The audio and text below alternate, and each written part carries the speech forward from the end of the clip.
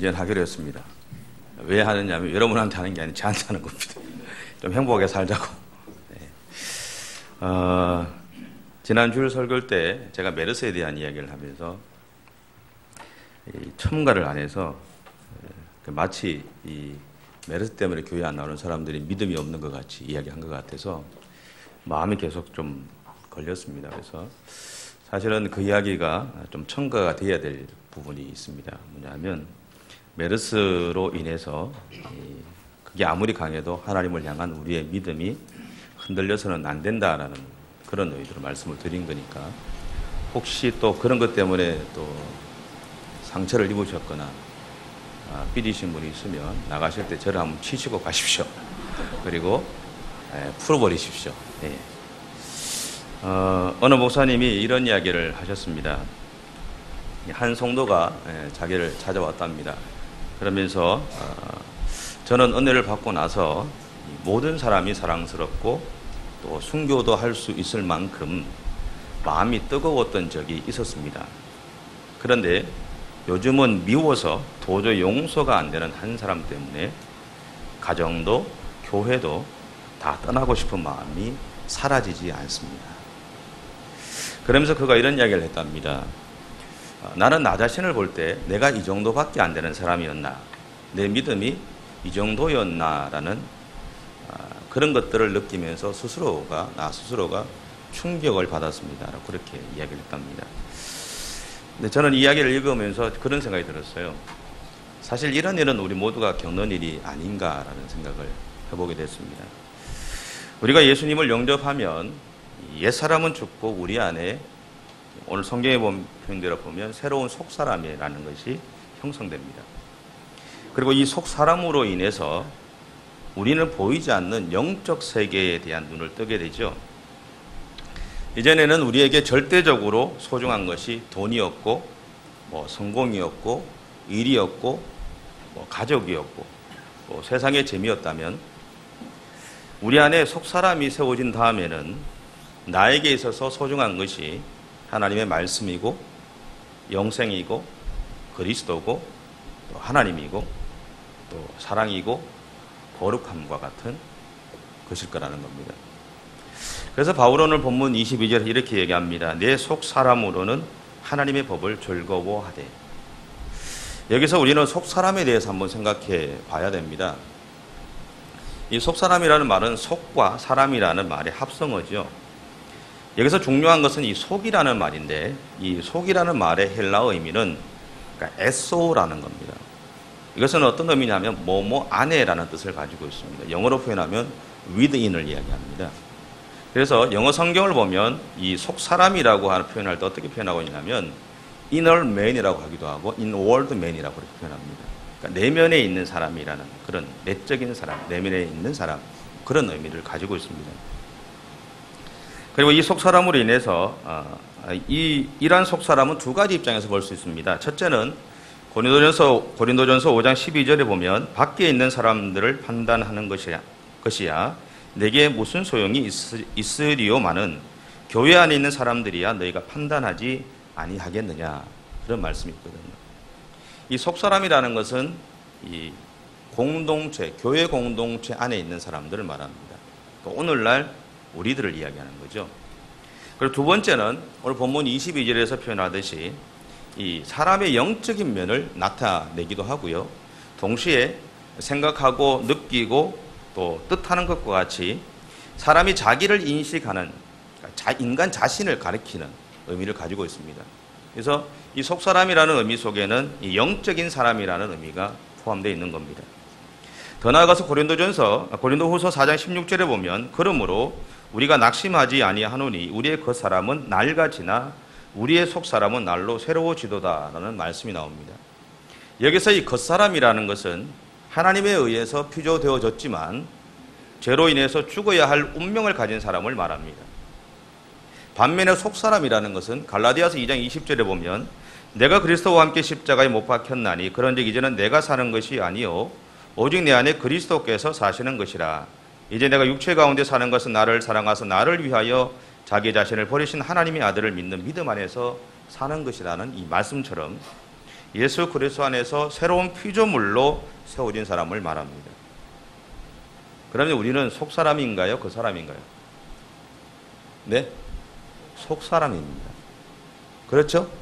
우리는 예수 그리스도 인해서 새로운 피조물로 세워졌잖아요. 맞죠? 아멘. 안 믿어지시는 모양이네요. 안 믿어져도 아멘 하십시오. 그러면 됩니다. 네. 또한 바울이 말하는 이 속사람은 구약에서 보면 레브라는 말로 표현하는데 이것은 마음을 의미합니다. 그래서 바울은 23절에 보면 우리 안에 하나님의 법을 따르고자 하는 마음과 세상의 법을 따르고자 하는 마음이 싸우고 있다고 얘기합니다. 오늘 아침에 이제 어느 목사님 설교를 듣다 보니까 이런 예언을 하나 하세요. 개척교회 목사님이, 젊은 목사님이 계셨다 그럽니다. 그런데 이 목사님이 한 10년 정도 이렇게 하시는데 별로 안 붙더래요. 너무 답답하잖아요. 그런데 어떻게 하면 할 수 있을까를 고민하다가 그러니까 내가 돈이 좀 있으면 뭐 건물을 지어서 하면 좀 더 많이 올 건데 그런 욕심도 생겼어. 그러니까 자기 아내 되는 사모님한테 당신 청약 통장을 부어라. 그래서 좋은 집 하나를 얻자. 몇 년 있다가 분명히 뛸 거다. 그러면 그거를 팔아서 교회를 짓자. 이렇게 생각을 했답니다. 근데 실제로 그 지역이 얼마 있지 않아서 신도시로 형성이 됐다 그래요. 그래서 청약 열기가 막 일어났답니다. 그래서 많은 사람들이 청약 통장을 만들었는데 이 목사님이 고백한 게 뭐냐면 어느 사이에 내가 부동산에 대한 관심만 있더라는 거죠. 아침 저녁으로 부동산에 대한 것만 관심이 생기고 그래서 교인들한테도 다 청약 통장 하라 그러고 그래야 이제 좀 더 많아 모이죠 간에 막 그렇게 했답니다. 그러면서 이 목사님이 고백한 게 내가 말씀을 아침 저녁으로 묵상을 해야 되는데 어느 순간부터 내가 부동산에 있더라는 거예요. 근데 어느 날 하나님이 기도하는데 그렇게 얘기하셨대요. 너 나 믿냐? 청약 통장 믿냐? 이렇게 묻더랍니다. 뭐라 그래야 돼요? 뭐라 그래야 돼요, 사실. 우리 마음은, 우리 겉마음은 청약 통장 믿잖아요. 그죠? 갈등이 되는데 하나님 믿는다고 얘기했대요. 그러면 청약 통장 해지해라. 그렇게 얘기하셨대요. 근데 이분이 청약 통장 해지하러 은행을 갔대요. 갔는데 청약 통장을 만들기 위해서 1시간 반을 사람들이 몰려 있어서 기다렸답니다. 한참 기다리다가 있어봐, 이리 사람 많잖아. 이거 할 거 아니야. 이게 내 마음에서 생기는 거 아닐 거야. 집에 갔대요. 그런데 어느 날 기도하는데 하나님 뭐라고 얘기하냐면 야, 너 교인들 앞에서 청약 통장 해지한다고 이야기해라. 그러더랍니다. 그 목사님도 그래도 사람 괜찮은 것 같아요. 그죠? 교인들 앞에 나가가지고 내가 청약 통장을 했는데 나 이제 해지하고 나 하나님만 믿겠다고 얘기했답니다. 이야기했으니까 가야 되잖아요. 그죠? 가가지고 이제 은행을 딱 갔대요. 이거는 자기가 가고 싶어서 간 게 아니라 사실 끌려간 거죠. 그죠? 끌려간 거 아닙니까? 갔대요. 직원한테 해지해 주십시오라고 얘기하니까 아니 지금이 해지할 때가 아니라 이렇게 사람들이 청약 통장을 만들려고 그러는데 왜 해지하냐고 이상하다고 보더랍니다. 그러니까 내가 집을 하나 구해가지고 이게 없어도 된다고 얘기했대요. 개뿔 있기는 뭐 있어요. 그래 이제 했답니다. 했는데 나오는데 마음이 그렇게 아프더래요. 근데 나오고 나서 조금 더 걸어가는데 마음에 평안함이 생기더랍니다. 그래, 나 하나님 믿지. 하나님 믿자. 근데 이 목사님이 그 예화를 하실 때도 그 목사님은 여전히 그 상태거든요. 근데 이 목사님이 어떤 얘기를 하느냐면 그 목사님이 이제 제대로 목회를 할 거야. 청년들에게 설교하면서 그렇게 얘기하더라고요. 저도 고개를 까딱까딱 했어요. 여러분, 우리는 청약 통장을 믿으면 안 되고요. 하나님 믿어야 됩니다. 속사람이라는 것은요, 하나님의 법에 순종하고자 하는 마음의 법을 가진 사람을 말합니다. 나는 이제 하나님의 법대로 살겠다고 내 마음에서 결정하고 그렇게 살아가는 사람을 말하는 거예요. 그러기에 우리에게 있는 이러한 속사람은요, 사실은 강해질 수도 있고요, 약해지기도 합니다. 바울은 로마서 7장을 비롯해서 본인이 씌웠던 이 바울 서신들을 통해서 한 가지 이야기를 합니다. 그것은 뭐냐면 우리의 속사람이 강해져야 된다라는 겁니다.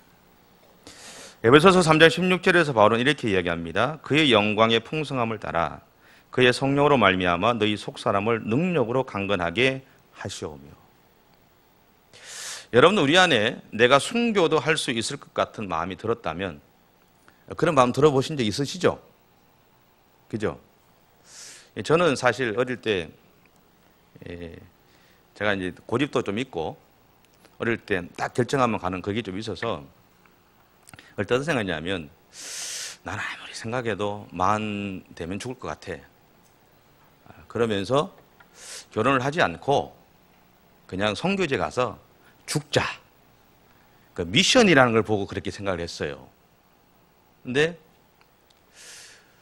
이 신대문을 들어가서 이 전임을 나가려니까 결혼을 해야 된다 그러네요. 그래가지고 결혼을 했어요. 결혼을 했는데 애가 둘이 생겨버렸네요. 또 뭐 어머니까지 또 오시게 됐네요. 못 가겠다. 그래서 하나님 앞에서 기도하면서 뭐라고 했냐면, 그럼 내가 보내겠습니다. 많은 사람들을 보내겠습니다. 할 수 있는 대로 많은 사람 보내겠습니다. 모릅니다. 또 저는 또 언제 또 나갈지도 모릅니다. 저희 집 사람은 불안해하지만 저는 나갈 수도 있습니다. 근데 우리 안에 내가 순교도 할 수 있을 것 같은 마음이 들었다면, 그때는요, 내 안에 하나님의 은혜를 받는 시간이 계속되어져서 성령께서 강하게 역사하시기 때문입니다. 그런데 우리 안에 은혜가 사라지면 일순간에 그런 마음도 사라집니다. 그래서 우리는 우리의 속 사람이 강해질수록 계속해서 하나님의 은혜를, 강해지도록 계속해서 하나님의 은혜의 자리를 지켜야 하는 것이고, 무엇보다 내 마음을 내려놓고 하나님 앞에 서야 됩니다. 지난 금요일 기도회 때 제가 말씀드렸지만, 어느 목사님의 칼럼 중에 이런 이야기가 있습니다. 내가 내려놓으면 하나님이 원하시는 것을 줍니다. 하지만 하나님이 나에게 내려놓게 하시면 하나님이 더 좋은 것으로 주십니다.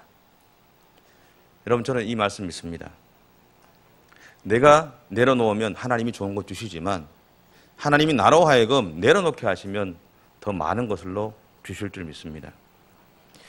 여러분, 우리 안에 있는 속사람은요, 저절로 강해지지 않습니다. 오히려 그냥 내버려 두면 약해지죠. 그리고 우리의 속사람이 약해졌기 때문에 우리는 사람 때문에 시험에 드는 겁니다. 그리고 조그만 문제에도 좌절하는 겁니다. 저도 그렇습니다. 우리는 외모에 신경을 많이 쓰죠. 그 이유는 눈에 보이기 때문입니다.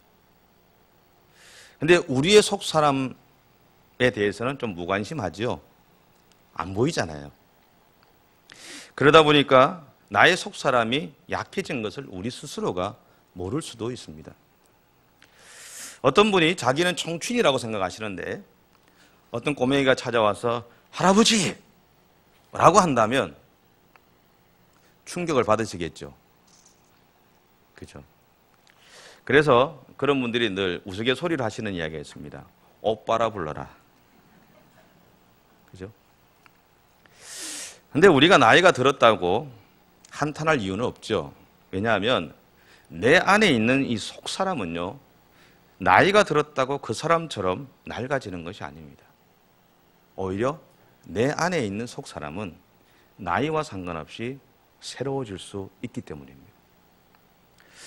여러분, 나이가 들었다고, 아니면 내가 나이가 먹어간다고, 젊은 사람들도 마찬가지죠. 나는 아직 젊다고 안심하지 마십시오. 여러분이 젊으면, 여러분이 젊은 만큼 여러분의 속사람이 젊으십니까? 아니면 연세가 많으신 분들은 여러분이 연세를 드신 만큼 여러분의 속사람이 연세를 드셨습니까? 여러분, 나이와 상관없이 여러분의 속사람만큼은 10대가 되시기 바랍니다. 바울은 고린도후서 4장 8절부터 10절에서 이렇게 얘기합니다. 우리가 사방으로 우겨쌈을 당하여도 쌓이지 아니하며 답답한 일을 당하여도 낙심하지 아니하며 박해를 받아도 버림받지 아니하며 거꾸로 뜨림을 당하여도 망하지 아니하고 우리가 항상 예수의 죽음을 몸에 짊어짐은 예수의 생명이 또한 우리 몸에 나타나게 하려 함이다라고 고백합니다. 근데 그가 이렇게 고백한 이유는 앞에서도 제가 읽었지만 고린도후서 4장 16절에 보면 그러므로 우리가 낙심하지 아니하노니 우리의 겉사람은 낡아지지만 우리의 속사람은 날로 새로워지기 때문이다. 여러분, 우리의 몸은 낡아질 수 있습니다. 저도 20대보다 30대보다 많이 낡아졌죠. 머리도 많이 까지고요. 흰머리도 많이 생기고요. 했습니다. 염색하신 분들 많죠. 그런데 그럼에도 불구하고 그것과 상관없이 우리의 속사람은 날로 더 새로워질 수 있습니다. 어느 목사님이 이런 고백을 했습니다. 신앙생활을 오래 했고 목사의 직분이 주어졌고 부흥회를 많이 인도했고 성경과 신학적으로 지식이 많다고 내 속사람이 강한 것이 아닙니다라고요. 여러분, 이런 것은 나의 속사람과 상관이 없습니다. 그러나 우리는 이것을 이해하지 못해서 오판하기도 하고요. 스스로 속기도 합니다. 내가 목사가 되면 믿음이 참 좋은 것 같이 생각하고요. 내가 어떤 직분을 맡으면 내가 누구보다도 능력이 있는 것 같이 생각할 수 있습니다. 특히 저희 같은 목사들은 부흥회도 가고 세상 말로 좀 잘 팔리면 뭔가 위대한 사람이 되는 것 같은 뭔가 자기가 뭔가를 이룬 것 같은 내가 다른 목사들보다는 조금 더 레벨이 높은 사람 같이 그렇게 생각하는 경향이 있습니다. 그분들뿐만 아니라 저한테도 있겠죠. 동일하게 있겠죠. 때때로 우리는 우리 주변에서 그 목사님은, 그 장로님이나 그리스도인은 그럴 리가 없다고 생각되는 사람이 실족하는 것을 보고 충격을 받게 되는 경우가 있습니다. 그 이유는요, 그 사람이 겉으로는 대단한 믿음을 가진 사람처럼 보이지만 사실 속사람은 이미 무너진 사람이었기 때문입니다. 여러분, 누구나 갑자기 죄에 무너지지는 않습니다. 한번 죄 짓는다고 무너지는 사람은 세상에 없습니다. 그렇게 보일 뿐이죠. 먼저 그 속사람이 무너진 겁니다. 속사람이 무너졌다는 것은 그에게서 말씀과 기도 생활이 무너지기 시작했다는 것을 의미합니다. 제가 속사람의 얘기를 자꾸 하는 이유가 바로 이 말입니다. 여러분의 삶 가운데 말씀 생활과 기도 생활이 살아계십니까? 말씀을 묵상하고 그 말씀 속에서 하나님의 음성을 듣기 위해서 노력하고 계십니까? 오늘 아침 우리 최 목사님이 설교하실 때 이야기하셨듯이 아침에 저녁에 자기 전에 한두 절, 아침에 일어나서 한두 절 읽으려고 애를 쓰십니까? 기도의 시간을 정하셔서 기도하는 훈련들을 하고 계십니까? 여러분, 우리 안에 그 삶의 모습이 사라지면 우리의 속사람은 무너집니다. 일순간에 무너지는 것이 아니라요, 서서히 무너지게 됩니다. 그리고 시간이 가면서 품지 말아야 될 생각을 마음에 품고 지내게 되죠. 세상은 우리를 향해서 그런 얘기합니다. 우리가 행복하면 모든 것이 행복해 보이지만 내가 힘들면 모든 것이 부정적으로 보인다고 말합니다. 그러면서 우리가 어떤 안경을 끼느냐에 따라서 우리의 삶의 질이 달라진다고 얘기합니다. 근데 그리스도인은요, 우리의 속사람이 말씀과 기도로 채워졌느냐 안 채워졌느냐에 따라서 우리의 신앙의 질이 달라지는 겁니다. 여러분, 그리스도인들이 죄를 이길 수 있을까요? 여러분이 죄를 이기실 수 있으십니까? 네? 자신 있게 하면 좀 해보세요. 이겨야죠. 이겨야 되잖아요. 다시. 여러분, 우리가 죄를 이길 수 있습니까? 이길 수 있습니다. 그런데 그렇게 하기 위해서 우리 속사람이 주님과의 관계가 친밀해져야 됩니다. 주님과의 관계가 친밀해지면 이깁니다. 그런데 주님과의 관계가 친밀하지 못하면 넘어집니다. 무너지죠. 저 같은 목사는 설교 전에 뭐 뉴스를 본다든지 아니면 여러분도 마찬가지일 겁니다. 예배 전에 뭐 뉴스를 잠깐 본 것 때문에 또는 누군가와 말을 한 것 때문에 기도원이나 부흥회를 통해 은혜를 받아서 기뻐하다가 돌아와서 들은 말 한마디 때문에 영감이 떨어지고 마음이 뒤집어질 때가 있는 것을 경험하셨을 겁니다. 사실 이것이 저의 고민입니다. 저 같은 목사는 늘 앞에 많이 있고요. 말을 많이 하잖아요. 그러다 보면 때로는 착각할 때가 있거든요. 이것이 하나님의 말이다라고 생각하고 선포할 때가 있다고요. 근데 그것이 사람들이 상처를 줄 때가 참 많더라고요. 그러면서 이제 늘 제가 갖고 있는 고민은 내가 그런 역할을 하고 있지도 않는가라는 고민들을 참 많이 합니다. 여러분, 우리는 듣고 보는 것을 조심해야 됩니다. 그 이유는 우리의 속사람이 굉장히 예민하게 영향을 받기 때문에 그렇습니다. 그냥 예민한 게 아니고요. 굉장히 예민합니다. 우리가 성령으로 충만한 사람을 만나거나 그의 말씀을 듣다가 한순간 마음이 뜨거워져서 눈물을 쏟기도 하고요. 마음의 기쁨이 넘치기도 하는 것을 경험해 보셨을 겁니다. 그것이 바로 그런 이유 때문에 그렇습니다. 우리의 속사람이 굉장히 예민합니다. 우리가 생각하는 것보다 굉장히 예민하고요. 우리가 듣는 말 한마디 때문에 우리의 마음 전체가 우리는 모르지만 완전히 무너질 때가 얼마나 많은지 모릅니다. 그래서 예전에 기도원 다닐 때, 어릴 때 기도원 다닐 때 보면 기도하고 돌아오는 차 안에서 선생님들이 늘 하셨던 이야기가 뭐냐면 오늘 하루 동안만큼이라도 집에 갈 때부터 시작해서 잘 때까지 나쁜 것은 말하지도 말고 듣지도 말고 보지도 말라 그랬어요. 어릴 땐 그것이 왜 그런지 몰랐어요. 그런데 몇 번 해보니까 그 이야기를 그냥 귀뚱에 듣고 해보니까 밤새도록 그렇게 목이 터져라 기도하고 목이 다 쉬어서 내려왔는데 말 한마디 하면서 싹 없어지대요. 말 한마디 하고 싹 없어지더라고요. 나쁜 것 하나 보고요, 싹 없어지더라고요. 그때부터 저는 싸웁니다. 기도하고 나서 하나님, 내 뺏기기 싫다고. 내가 받은 은혜 뺏기기 싫다고. 일순간에 그렇게 버리기 싫다고 싸웁니다.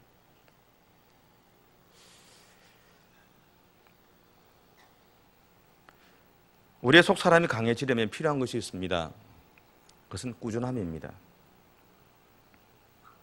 우리는 예전에 경험했던 강력한 성령 체험으로 오늘 나의 속 사람이 강하다고 말할 수 없습니다. 어느 순간 내 마음의 뜨거운 감동으로 속 사람이 강해지지도 않습니다. 오히려 우리는 우리의 속 사람이 보는 것과 듣는 것에 영향을 받는다는 것을 알고 말씀과 기도 생활을 꾸준하게 해야 됩니다. 곧 우리의 속사람이 강해지는 길은 우리의 마음이 계속 성령의 역사하심에 노출되는 것에 있습니다. 여러분이 살아가는 매 순간, 매 시간마다 하나님 앞에 여러분의 마음들을 내어놓으셨으면 좋겠어요. 뭐 성령의 노출하심에 경우 많이 잘 모르잖아요. 저도 잘 모릅니다, 사실. 근데 여러분 기억하실 건 있습니다. 내 마음을 하나님, 나 이렇게 아파요. 나 지금 싸워요. 내 안에 지금 갈등이 있어요. 그렇게 구하십시오. 그것이 성령의 역사하심에 노출되는 겁니다. 여러분 그런 시간들을 통해서 여러분이 강해지실 겁니다. 여러분의 마음이 강해지실 것이고 여러분의 영이 강해지실 겁니다. 어떤 것이 여러분을 침노하러 들어와도 흔들리지 않을 겁니다. 아니 흔들릴 수도 있지만 다시 일어설 겁니다. 성령께서 우리를 도와주시니까. 어느 교회를 섬기는 장로님이 기도 생활을 참 열심히 하시는 분이 계셨다 그럽니다. 근데 그분이 이렇게 고백했대요. 새벽 기도를 마치고 교회 문을 나올 때면 산을 밀어도 밀릴 것 같은 담대함이 마음에서 일어난다고 그렇게 고백했대요. 얼마나 부럽던지. 저는 아직 이 마음이 잘 안 듭니다. 우리 뒤에도 산이 있잖아요. 저걸 밀어서 확 밀어버릴까 이런 마음이 안 들더라고요. 아직까지는. 그런 마음을 품고 살 수 있다는 것. 여러분 그것이 축복입니다. 바울은 데살로니가전서 5장 17절에서 이렇게 해야죠. 쉬지 말고 기도하라고 말하고요. 이사야 선지자는 이사야서 40장 31절에 이렇게 말합니다. 오직 여호와를 앙망하는 자는 새 힘을 얻으리니 독수리의 날개치며 올라감 같을 것이요 다른 박제를 하여도 곤비치 아니하겠고 걸어가도 피곤치 아니하리로다. 여러분, 우리가 하나님을 의지하면 하나님이 우리에게 능력을 주십니다. 하나님이 우리에게 은혜를 주십니다. 여러분, 저 같은 목사가 목회를 그만두면 어떨 것 같으세요? 목회를 그만두고 설교를 그만두면요, 앞에서 참 믿음 있는 것 같이 이야기 하잖아요. 그죠? 예? 말은 안 하지만 나보다는 신앙이 떨어져 이렇게 생각하고 있겠잖아요. 그죠? 근데 목회를 그만두고 설교를 그만두면요, 목사들도 평범한 교인 수준의 믿음으로 떨어집니다. 왜냐하면요, 설교에 대한 부담이 없잖아요. 목회를 하면서 인내하고 해야 되는 그런 부담이 없잖아요. 말씀을 치열하게 묵상하지 않습니다. 계속적으로 성령의 도우심을 구하는 삶을 살아가지 않기 때문에 그렇습니다. 목사가 설교를 그만두고 목회를 그만두면 목사도 더 이상 여러분이 생각하는 만큼 그렇게 하나님 앞에 붙잡혀 살아가지 못하게 된다는 얘기예요. 목사라는 직분이 그 사람의 속사람을 강하게 만드는 것이 아닙니다. 목사에게 말씀과 기도를 통하여서 주님과의 계속적인 교제가 있는 자가 열쇠라는 겁니다. 이것은 여러분도 마찬가지입니다. 여러분의 삶에서 말씀과 기도의 삶을 통해서 하나님과의 끊임없는 교제가 이루어지고 있느냐 하는 것이 열쇠입니다. 내 속사람이 강해지는 방법입니다. 여러분 안에는 아마 교회만 왔다 갔다 하시는 분도 계실 겁니다. 그런데요, 부탁드리고 싶어요. 그렇게 하지 마시고요, 주님과의 관계를 더 깊이 가지셨으면 좋겠습니다. 이미 그렇게 살아가고 계신 분이 계시면 더 깊이 가셨으면 좋겠습니다.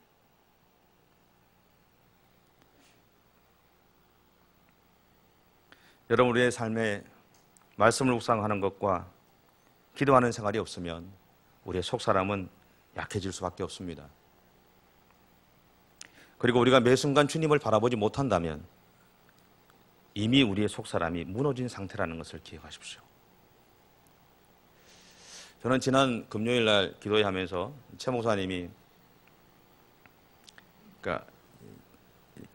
이렇게 단비 같은 이 성령의 기름 부으심에 대한 이야기를 했어요. 그것을 생각하면서 기도하자는데 생각이 안 나요. 그러니까 비가 막 내리듯이 내려오는 하나님의 만지심에 대해서 아무 느낌이 없어요. 얼마나 마음이 아팠는지 모릅니다. 그러면서 하나님, 내가 그거 보기 원합니다. 하나님께서 나에게 부어주시는 폭포수와 같은 은혜가 내 안에 흘러오는 것을 내가 보기를 원합니다. 그것을 위해서 씨름하면서 기도했습니다. 조금 보여주시대요.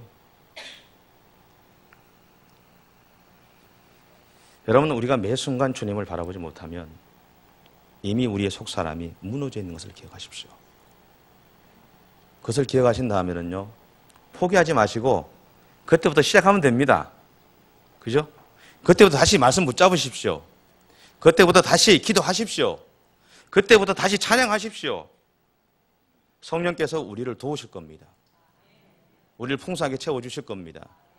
내가 감당하지 못하고 내가 이해하지 못하는 은혜가 그때부터 내 안에 채워지기 시작하실 겁니다. 이번 한 주간을 살아가시면서도 여러분의 삶에 말씀과 이 기도의 생활을 통해서 여러분의 속사람이 강해지시기 위해서 더 힘쓰는 그런 믿음의 길을 달려가는 저와 여러분의 삶이 되시기 바랍니다. 기도하겠습니다.